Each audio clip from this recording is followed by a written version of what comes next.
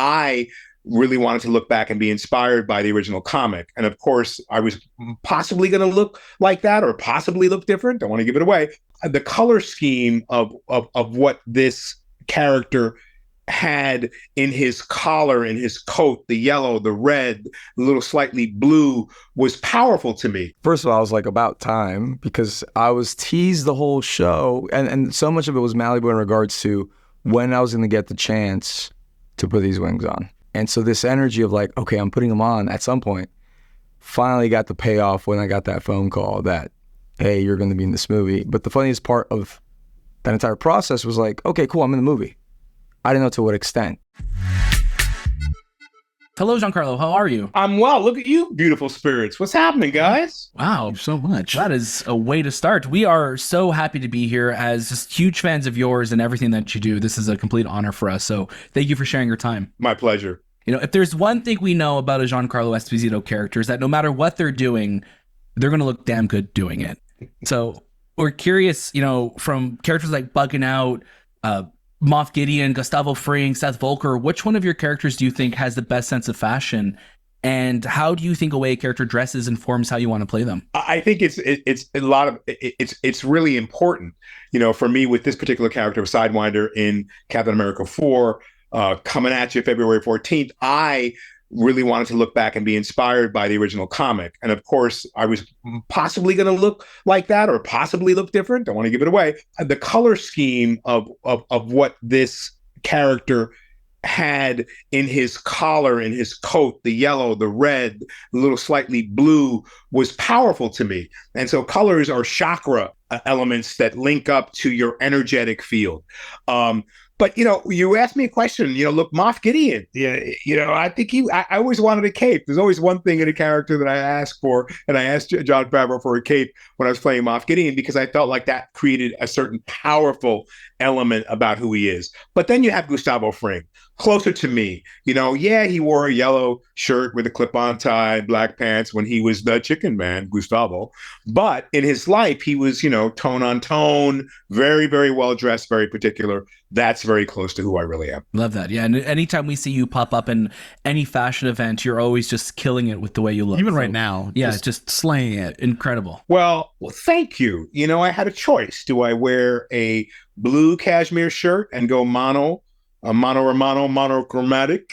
Or do I wear something red? And there's a reason for it, because this is a Seth Volker color. This is a Sidewinder color, right? So I'm cueing you in to this fantastic movie that's going to come out soon. I want you to know that, you know, I may be wearing red in the movie, I may not be, but this gives you the cue. So all those connections to me are really, really important to allow fans to sort of get a little taste of what I'm thinking when I'm in a character. We love that. Yeah, we love all these breadcrumbs you're leaving for us. And Giancarlo, you've been fan cast as like every character imaginable. What was it about Sidewinder that really attracted you to that role? And what do you look for in the soul of a character when you're deciding to bring them to life? What I look for is a complicated human being and some elements of personality I can play against.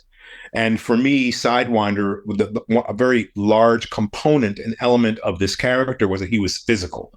And I feel like I played guys who are really smart, who give the orders.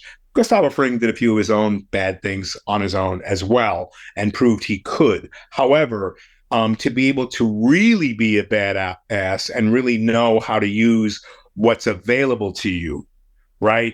Knives, M16, pistol, and to be able to fight is something people haven't seen me do. So that was exciting for me. A trained assassin, a trained mercenary who had all the moves. So I dived in and really wrapped myself around that. So you couple that with someone who has, you know, an intellect as well to be able to think ahead, but is not the guy who's sitting in the library thinking, is the guy who's out in the field thinking and doing.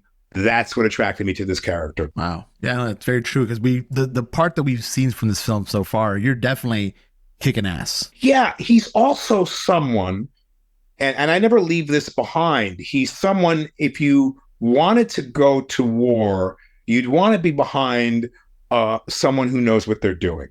So I wanted to create, a feeling that this guy is efficient. He's tactile. And when given a choice, I'm going to go with this guy because that means I may live. I might be able to learn something from him, So he'd be the guy I want to follow. So I like that quite a bit as well. This is look, you can tell how excited I am about this particular movie. It is, a geopolitical thriller with all of this action. And don't forget about the personal relationships and interactions that people have in this film are very important. It speaks to, betrayal and loyalty and all these different things and suspicion. So when you have a film that has all of these elements in it, and never skips a beat, never drops, you've got a great movie. I was extremely impressed by this film and how all of the great minds, from Kevin Feige to Nate Moore and to all the folks Julius Onah, our great director, how they figured this out and then were malleable enough. Right? You got to be flexible in life, right? And in film industry and what we do, you have to be flexible to be able to go, okay, and objective.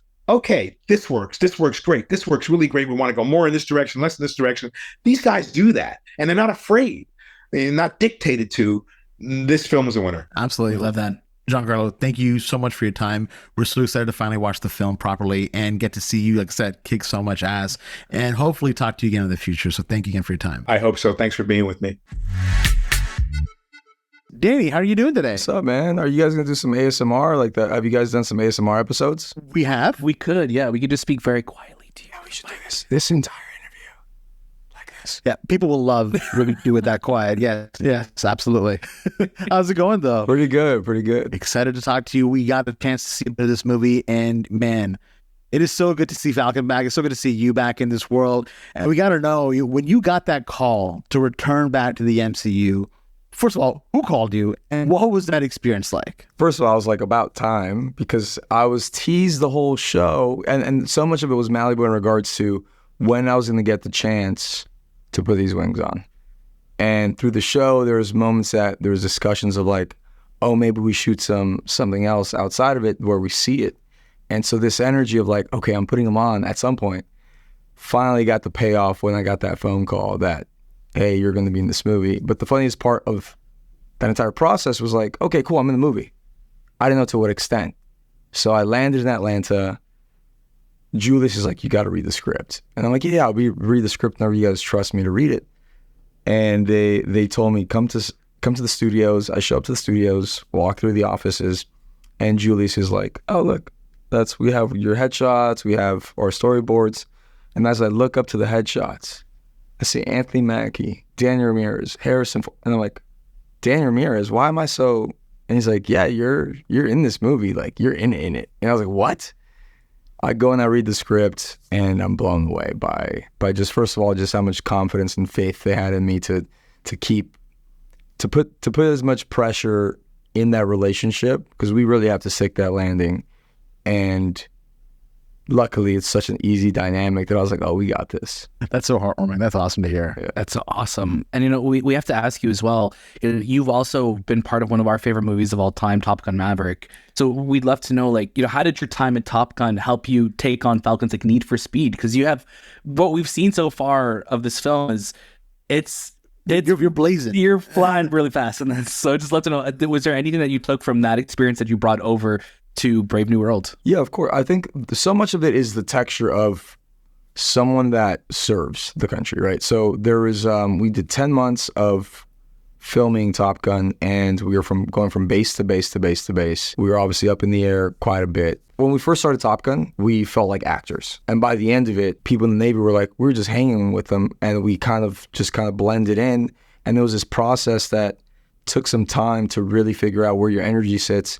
And I was like, I get that for Sam and Joaquin, where it has to fit, and how it has to it freed me to even sing so many of the jokes that early on, when you first think of this idea of someone that's serving our country and protecting us, you're like, all right, everything's so by the book. And although that may be the case in regards to process, you're also you're joking left and right? So much of it is so high stakes that you have to kind of alleviate some tension. And so for Joaquin, I was like, oh, this is cool. I understand what I got to do in these high pressure situations for morale. But I think that was a process that I learned through Top Gun, was that there are a lot of people that are really good at their jobs and also really good at understanding people and how to alleviate the tension in the room when it has to be within, like, obviously your either your squadron or just family. And so Definitely. Yeah. it was a lot. It was 10 months of prep essentially for Top Gun and for Captain America. And we love that you get to, re-team with Anthony Mackie again, of course.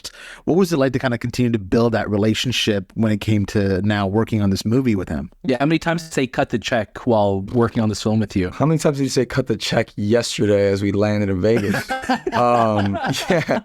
It's been amazing because it's someone that through him, I'm like, I could see the longevity of my career and how I could live in this space, right? He's a jokester, but he's also a craftsman, and he's a serious actor, but he's also a goofball. And so I truly, in the same way that art imitates life and life imitates art, I see the journey that Joaquin and Sam are having as one of myself and him. And so I do look up to him, and I see how he navigates the set and how he sets the culture on the film set specifically. And so he makes it so easy. I don't know. It's a question that I'm trying to add more complexity to, because the easy answer is like, he's dope. He's a good hang. He's funny as shit.